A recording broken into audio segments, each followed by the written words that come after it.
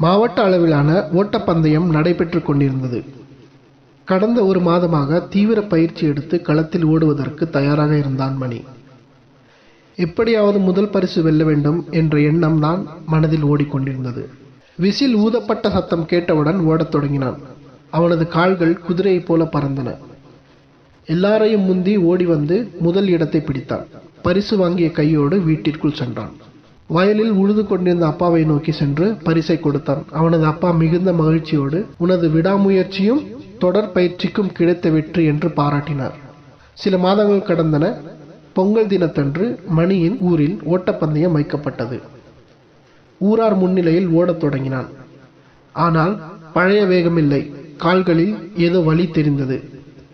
பரிசு பெறவே போராட வேண்டியிருந்தது. இறுதியாக 3ஆம் பரிசு பெற்றான். தன்னால் முதல் பரிசு பெற முடியவில்லையே என்று வருத்தத்தோடு அப்பாவிடம் சொன்னான். அப்பா மணியின் தோள்களில் கை வைத்து, இந்த ஏற்கலப்பை பார்த்தையா? இதை ஒரு வாரம்தான் பயன்படுத்தவில்லை, அதற்குள் துருப்பிடித்து விட்டது.